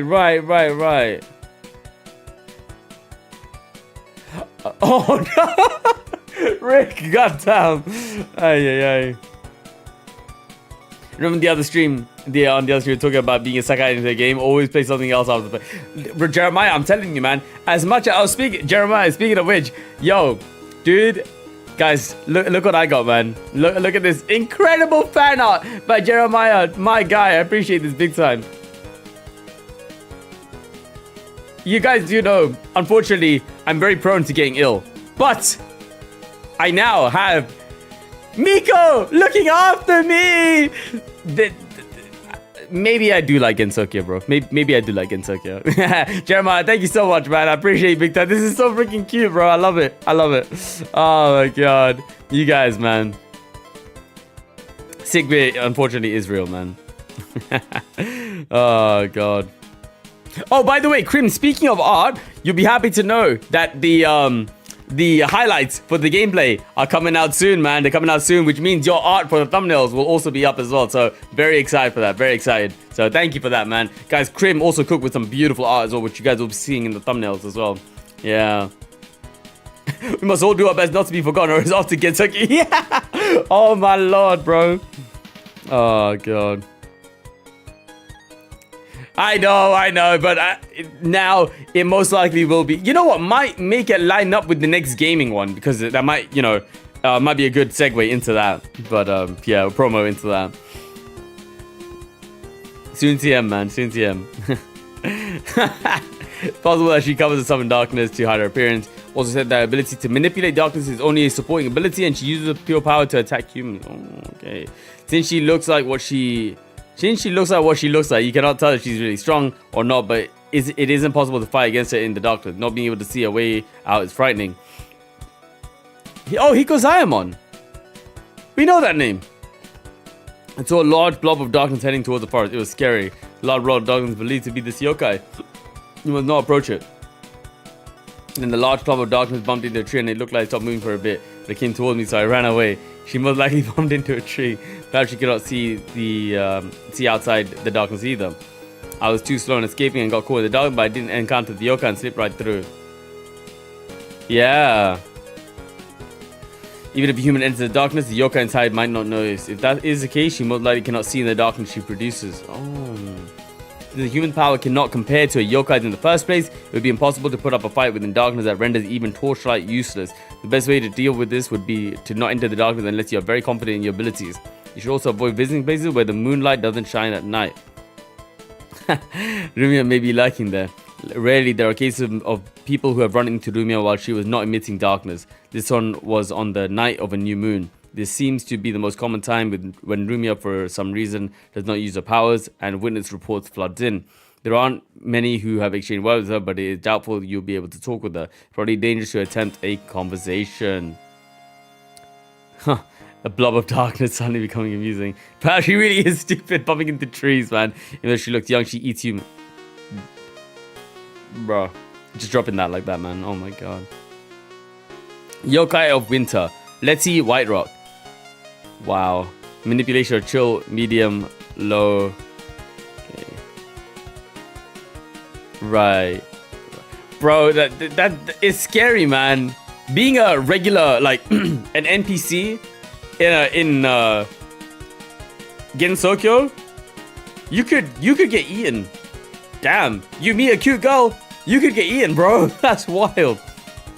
Yokai that's only seen during winter. Yokai that prefers cold places. Lady White Rock is feared for ensnaring humans and freezing them, rendering them powerless to fight back. To keep it simple, she is the type of Yuki Onna, goated yokais, bro. This yokai appears as a woman wearing light clothing that doesn't seem like it would protect her from the cold. Okay. Yeah, exactly, man.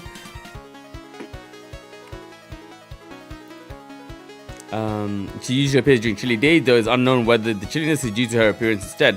The extreme chill might make you lose any will to fight. If caught by her tricks, it is an exaggeration to say that the fight is over before it even began. It does not mean that she... Well, what's her threat level? Medium. Okay.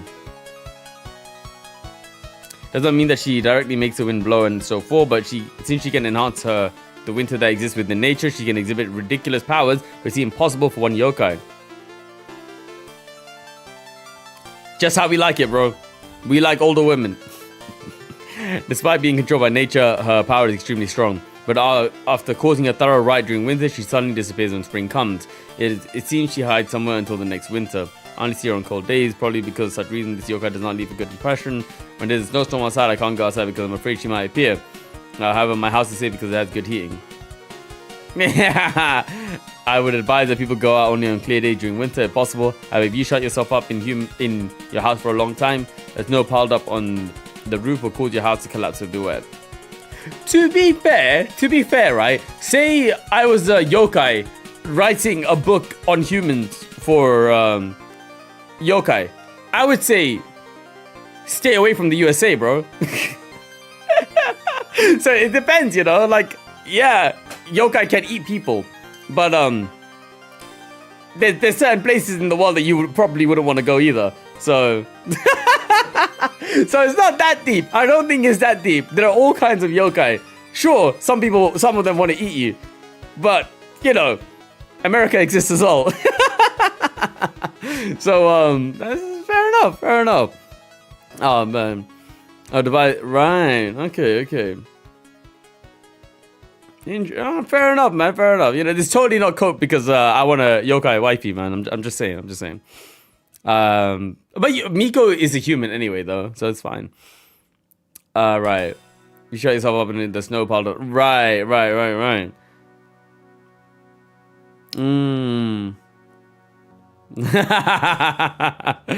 Oh no! I think Go Chill is very troublesome. It is. It's a wild dash, man. Man. Not physically thrown cold object, but something that lowers the temperature of the whole area. Even healthy people can become sick. Even active people can become inactive. They lose the fighting spirit. There may be no way to completely avoid it. First and foremost, wear warm clothes. This is the most important thing. If it is enough if your body can move while you flee. In particular, the extremities of your body become cold. Your circulation might worsen, so you should take care to eat well. If you're careless and happen to see her wearing light clothes, it is hopelessly difficult to escape because the chill extends for a wide range. For scientific purposes, can you touch a Yuki Onna? I'm just saying. I'm literally just asking. No other reason. If you're not resistant to the chill, it is unlikely you will survive for long. Onyo. However, even though this yokai is fearsome, she only appears during winter. Oh man. Oh, I think I read that dojin. Oh, you mean an actual folktale? Oh, my bad. When spring comes and becomes warmer, there's nothing to fear. If you find this yokai during summer, it might be your best chance to strike. An example would be being unable to get out of bed in the morning, like from that was certain fairy. However, there's been no report of seeing her when it's not winter. Oh, there's Wriggle. A bug of light wriggling in the dark. Wriggle night bug. I love these arts, man. Oh my god, dude. Jeremiah, not wrong, not wrong. Oh, dude, I would not like this though. Manipulation of insect. Ugh. Medium, normal, bushes, clumps of grass. When it comes to yokai, hold on, give me 1 second. Alright, here we go. Where are we? We're over here. Okay.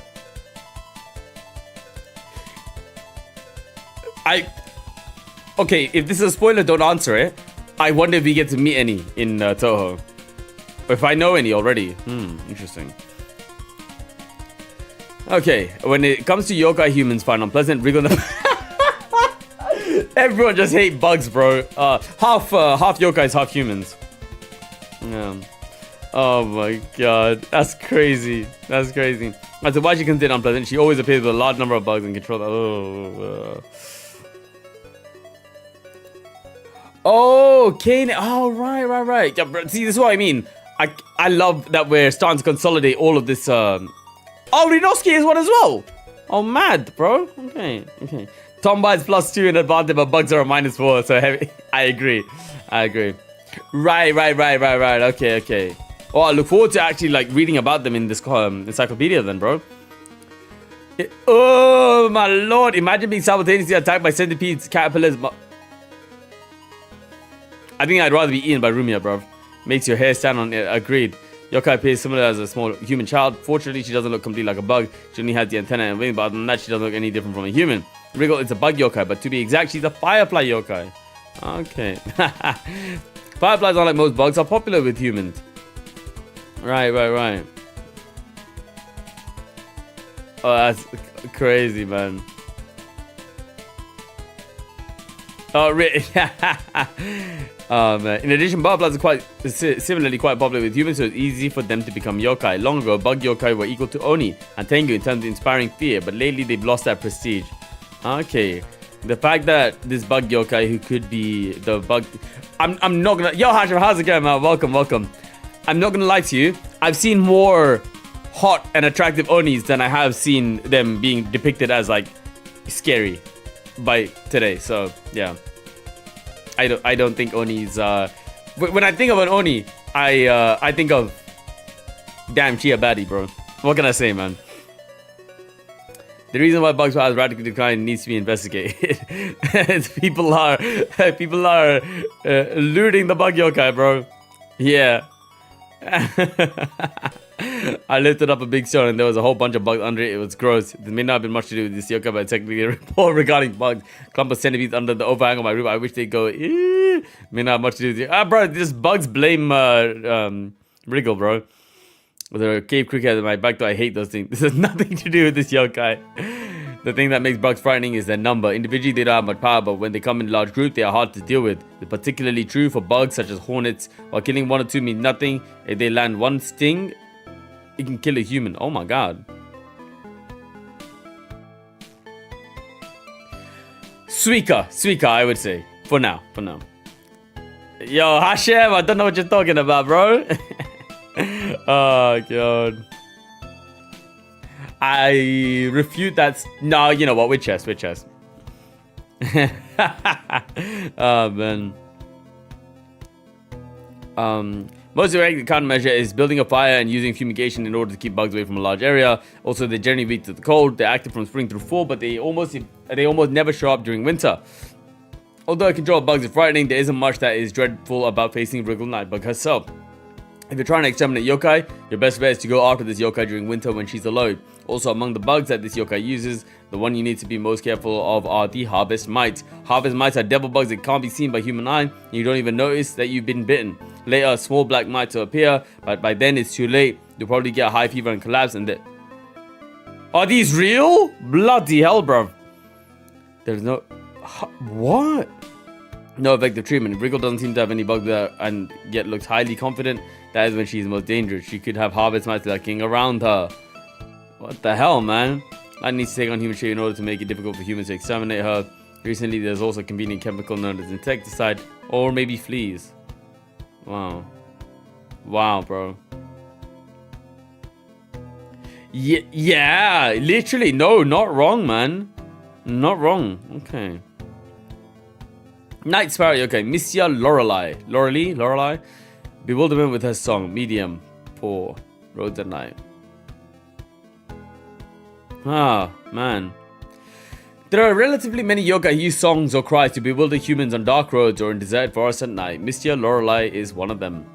It is said her singing voice can be heard from nowhere in particular.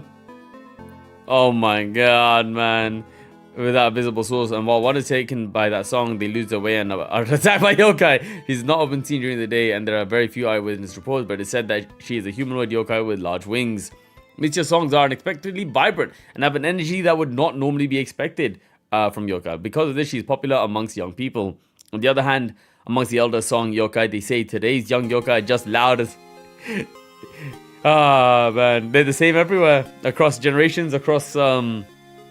humans, yokai, sounds make no sense. It's nothing but noise. Additionally, she also possesses an ability to make humans night blind with her song, allowing her to not only lure them in, but also make them blind to their surroundings. If one continues to follow the faint light and song on a night road, they'll most likely be attacked by this yokai. Eyewitness reports. I thought that the Prism River ensemble had a vocalist, but when I went closer, nothing good came of it. Unlike the Prism Rivers, her level of friendliness towards humans is rather low. Even if you hear a singing voice, you should not approach her out of curiosity. While walking along an animal trail, I saw a single food cart decorated with red lanterns. Wondering what it was, I went closer and it turned out it was the Night Sparrow stand. There are rumors that she had started a food stand. Perhaps yokai can also become bored. That's definitely not a Night Sparrow. I think so too. Right. Yeah. Okay. The only time anyone is affected by the song is when they are walking alone. If walking in pairs, the person who becomes bewildered by the song can be brought back to reality by the other person who is yet to be affected, so attacks in those situations are very rare. Thus, the countermeasure would be to not walk alone at night. It's not just limited to this yokai, but it's also the most basic form of protection against other yokai as well. And in real life, I reckon.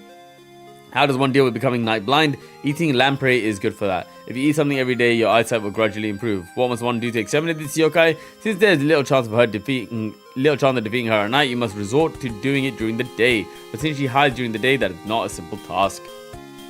The most effective extermination method is to set up a trap in the evening, and if you find that she is caught in the trap by morning, extermination follows from there. If you do not regularly exterminate this kind of yokai, they're liable to get carried away and eventually appear in the human village, so make sure to exterminate them once in a while. Damn, bro. I keep putting out a hit on this little cutie. What the hell? Oh my god. That's wild. Yo, Hashim, have a good one, man. Take it easy. Good luck. Gambare. And no worries, man. Hope you enjoy the VODs, bro. Hope you enjoy. Take it easy, man. If she would have been sighted in this form first, she might not have been called a Night Sparrow. It would have been better if she won, though. But bird lime is effective. Okay. Bro, when I was sorting out this, yeah, I was laughing so much, bro. One, I didn't know that Meiling was a yokai. And two, straight up, Chinese girl won Meiling. I was like, what? I thought she was human, bro. Yeah. See, this is why it's important for me to read these encyclopedias, because now it's going to be, like, it's going to be established in my head now. Oh my god. Ability using chi, threat level low, a normal Scarlet Devil Mansion. Huang Meiling is one of the yokai that lives in the Scarlet Devil Mansion. She works as a gatekeeper and thus meets humans more than the other residents of the Scarlet Devil Mansion. She is skilled in martial arts and doesn't have many unusual yokai-like powers. Her appearance is no different than a human's. She wears a Chinese-style outfit and has a lightness to her movement. Unlike many other yokai specialized in a single ability, she's well-rounded. Because of that, she's not particularly strong compared to other yokai, but she had no blind spots when facing human, nor had she any particular weak point. You may assume that she was given the job of a gatekeeper because of this. Right. Imagine she just like goes Maitogai Sensei from Naruto and just like, you know, takes off her weights and just goes ham like Rock Lee, bro. Oh my god. And if you talk to her while she's unlocking her gates, bro. She make out a child complain about words if it's on her mind. She may threaten you with words, but as long as you don't try to break through the gate, she'll really attack. You didn't think that the person, wait. You would even think that the person you're talking to might be human. Exactly. Exactly. Scarlet Devil Mansion is terrifying, but thanks to that gatekeeper, it feels friendly.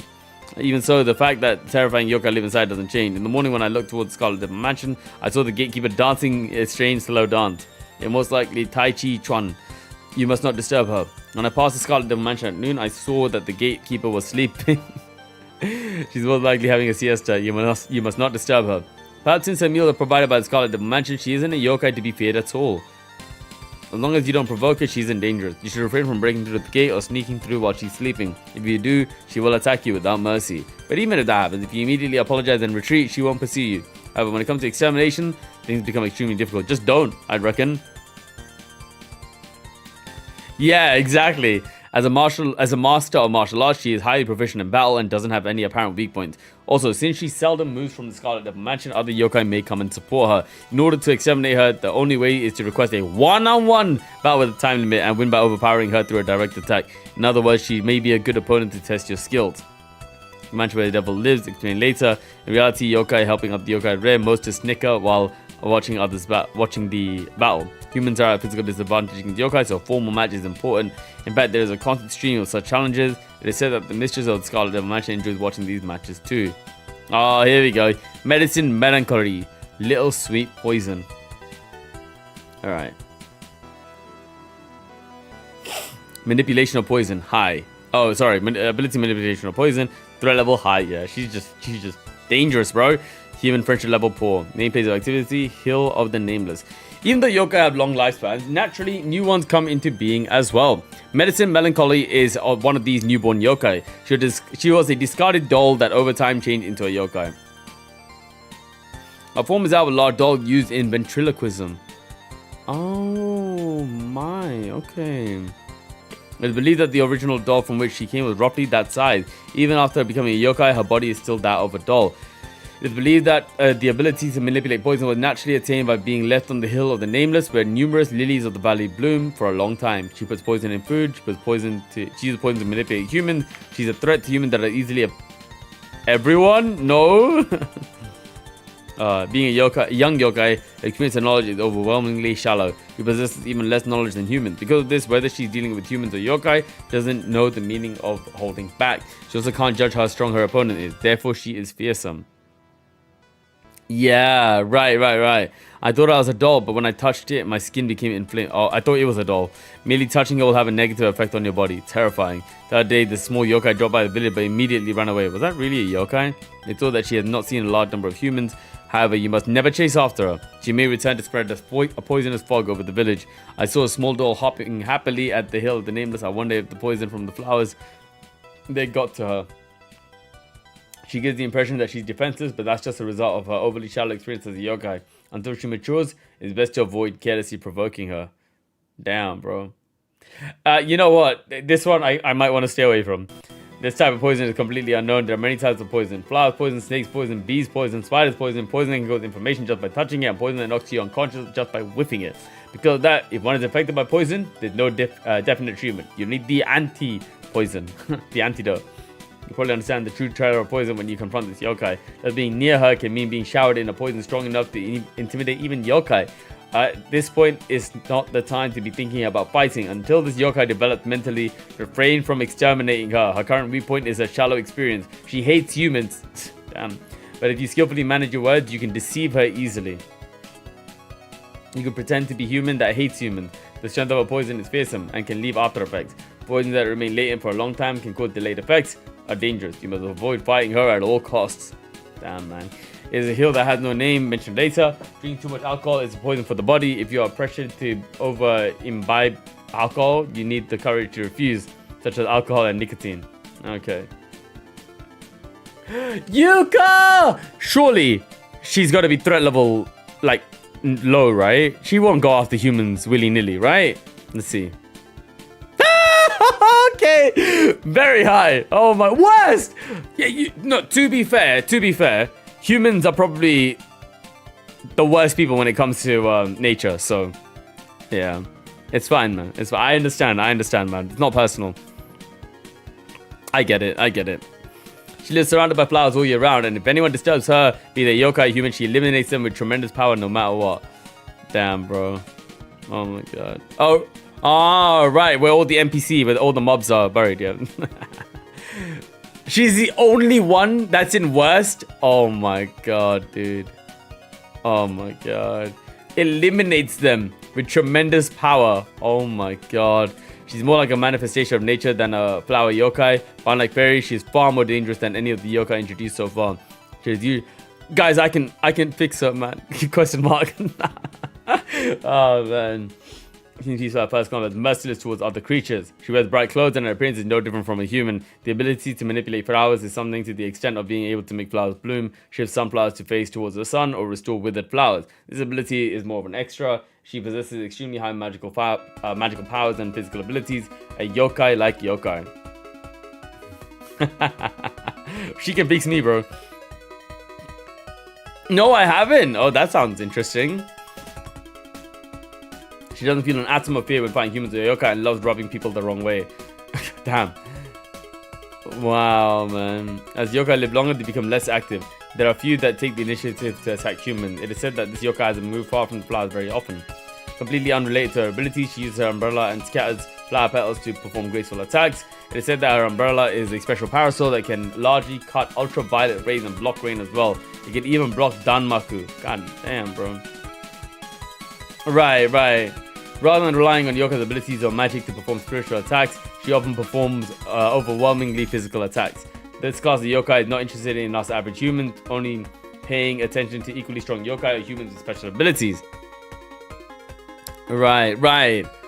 However, it is well known that when those with great power clash, the consequences may be serious for both sides. To counter this, rules will often be decided beforehand and a formal battle will take place. When fighting under such rules, even if one could continue after losing, they must recognize their defeat. Spell card. Once that is done, the other side will not pursue them further. That is the wisdom of yokai who have lived long. She came to the village shop, she gave proper greeting, and she didn't seem like she was that... See, she still interacts with humans, man. Showing the yokai, the more polite they normally are, right, but you must not cross her. I see her at the shrine a lot. I wonder if that shrine maiden will exterminate her. The shrine maiden there is infamous for not doing her job. I would have said that she exterminated this yokai several times.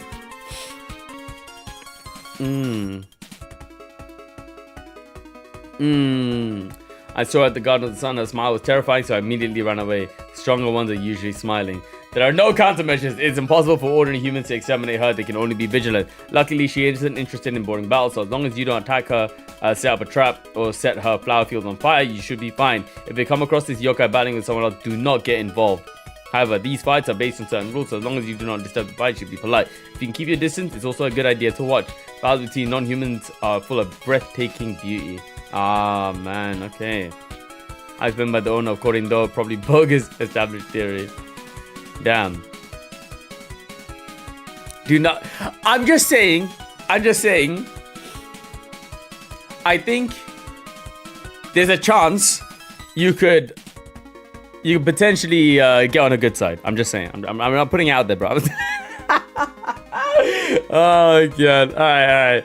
Yokai of Boundaries. Yukari Yakumo. All right, we'll wrap it up on this one. Then we'll move on to Twitch. Do we have any... They are all songs? They are all songs. Okay.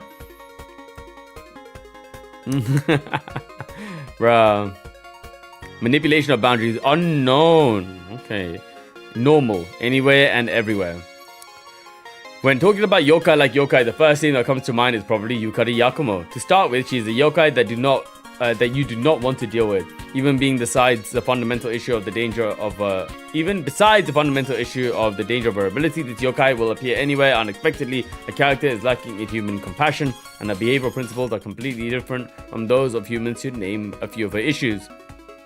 Her appearance is not especially different from that of a human. She prefers gaudy clothes and is often seen with a large parasol. Her main time of activity being at night, she sleeps in the daytime. All in all, she is a typical yokai. Although she claims to hibernate through the winter, we only have her word on it, and it's unknown where she lives, so this is unconfirmed. There is an article in the Yokai Encyclopedia from Aichi's Gensoki Chronicle from long ago that seems to describe it. It appears she existed back then as well. Damn, bro. Alright.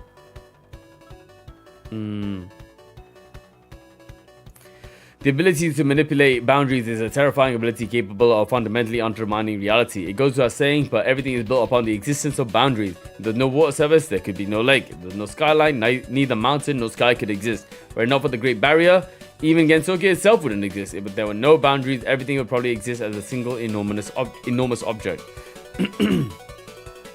Yo. To be fair, maybe this is, like, from a certain point of view, we're kind of glazing her. Like, where? This is mad, to be fair. Yeah. Were it not for the Great Barrier, yeah. Thus, the ability to manipulate boundaries is logically an ability of creation and destruction. I'm just saying, bro. It sounds more like glaze. It logically creates a new existence or conversely negates some existence. Among the abilities... Yokai, I noted that this is one of the most dangerous, comparable to even the power of gods. She's also capable of moving to an entirely separate location between gaps in space, whether it be her entire body or only a part of her. It's said that this ability is not limited to physical space, but also applies to inside of pictures and others' dreams and even stories. In addition, she possesses superhuman intellect, especially concerning mathematics. Bro, what the heck does she need Ran for as well then? Goddamn, man. What a duo. Or trio, including Chen. Furthermore, due to her long lifespan, she has a wealth of knowledge and experience. She's surprisingly talkative and will gladly tell you all sorts of things about herself and Gensokyo. However, all of her stories are impossible to confirm, so no one can say how many of them are true. Her house is said to be located at the boundary between Gensokyo and the outside world like Hakure Shrine, but no one has ever actually seen it. Oh man. This is because she moves through gaps in space, so she seems to appear out of nowhere and disappear right back into it. No one can follow her through her gaps, so it's not known if it's true or not. In addition, she rarely does things herself, leaving all of her day-to-day work to a beast yokai she controls and the Shikigami instead.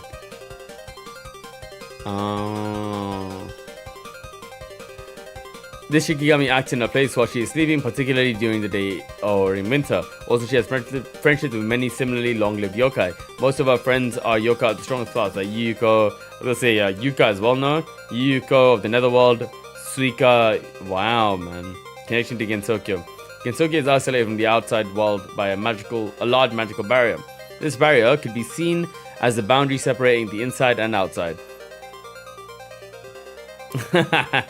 However, the outside world in Gensokyo is still physically contiguous, so logically it can be said that the barrier formed is what creates the place that we call Gensokyo.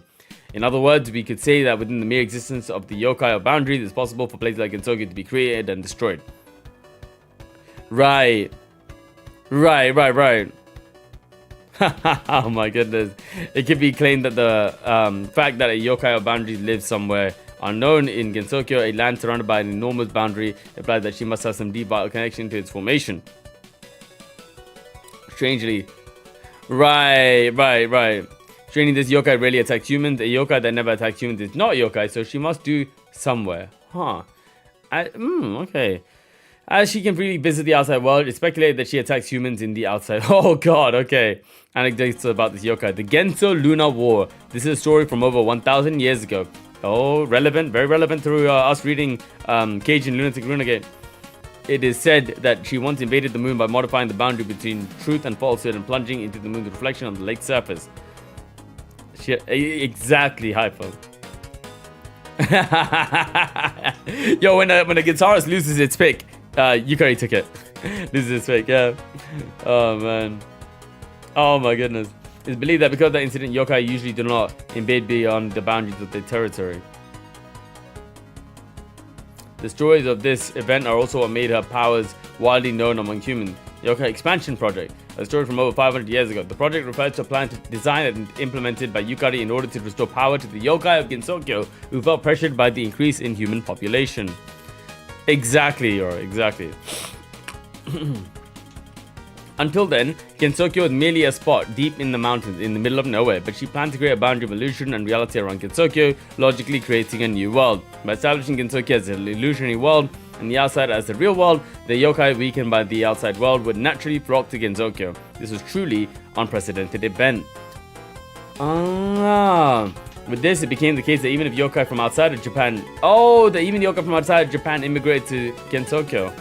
And thus, new characters. A clever aspect of the plan was that yokai disappeared from the outside world. The yokai in Gensoku became stronger and retired. Bro, GG's to the humans inside, man. As long as the outside world remains in the hands of humans, Gensoku will remain in the hands of yokai. In the Great Barrier Commotion. This, of course, refers to the existence of the Great Hakare Barrier. It said that this yokai was one of the sages who proposed the creation of the Great Barrier and created what is now Gensoku. Wow, man. However, it appears that in the beginning there was some opposition to this plan from a number of yokai, and there was open conflict between them. As the conflict distracted the yokai from their normal attacks against humans, the Great Barrier was widely acclaimed among the humans of Gensoku.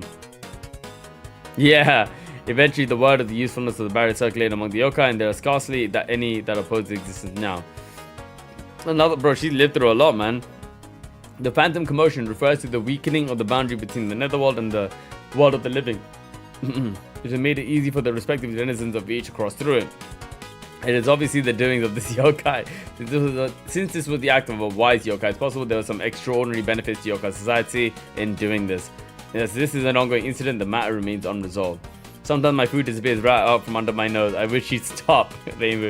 When you're not looking up, she can slip her hand through a gap in space and take things from far away. She keeps popping into my house, and I wish she'd cut it out. Can't she at least use the door like a normal person? Marisa, elusiveness can go too far. Wow, man. She seldom appears in a human village. Barring unusual circumstances, she's unlikely to attack normal humans. No matter how confident one is in their abilities, it would be wise not to attempt to exterminate this yokai. What was her... Hold on. Sorry, I completely forgot to read. Oh, it's like medium, right? Oh, unknown. Yeah, normal. Okay.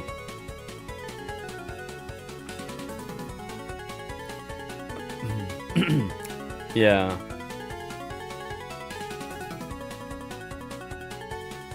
Wow. As long as the fighting is not too vicious, she would likely make allowances for the strength of her opponent. In any case, there is neither any sort of defense against nor weak point in the ability to manipulate boundaries. The intellect far surpasses those of humans, and the physical strength is what you would expect from a yokai. You probably don't even have 1 in a million chance of winning against her, accepting, of course, the countermeasure of approaching her in a polite manner. Yeah. Recently, as the number of nocturnal humans increases, so as the number of diurnal yokai. The Gensoku Chronicle, written by the first member of the Hear the Line more than 1200 years ago. She's a yokai, so it's natural that she is superhuman. The rumors that her house is located in the outside world. Rumors that she's a yokai from the outside world who simply comes to Gensoku for amusement. Instead, she may spend winters and daytime when she claims to be sleeping in the outside world. And some even say that the world in Yukari's dream is the outside world. Whoa, okay. She is sekaiing herself every time she sleeps. The boundary separating Gensoku and the outside world is the boundary of logic, but it's said to have become extremely difficult for humans and yokai alike to pass through it, so it's clearly a strong boundary. I've been unable to confirm this in my lifetime. Okay, and that would do it, guys. The next one, if we get onto it, is otherworldly magical beings, magicians. All right. Nice. Oh, okay, thank you guys, man. Appreciate it big time. What a read. Hope that was fun. It was very helpful for me as well to have the images like alongside everyone, bro. Like, I'm psyched that I think the most important one for me was the fairies, man. The fairies and phantoms. Obviously, like, I know a lot of the yokais mentioned here, but the fairies and phantoms, like, they were very helpful to like really kind of understand, man. So yeah, I like that a lot. Like, I'm slowly starting to kind of assign names to faces and personalities as well. So thank you, Krim. Appreciate it. Hope you guys had enjoyed me reading along to that as well. But we will now call it here for the YouTube section of the stream, and we will now I am, and we will be going on to the Twitch section. We have a sizable music section coming up, so we'll see you there. I'll just go to the toilet real quick and then I'll start the stream. But all right, names to faces, trauma to oku, exactly, man, exactly. Apologies, I forgot to change the thumbnail here. But, right, guys, thank you very much. Here you go. No. I'll be there in a jiffy. Rightio, guys. This is going to be Shabir from Velo City. And I'll catch you in a few minutes. Peace. I'll see you in a bit over on Twitch. Bye-bye.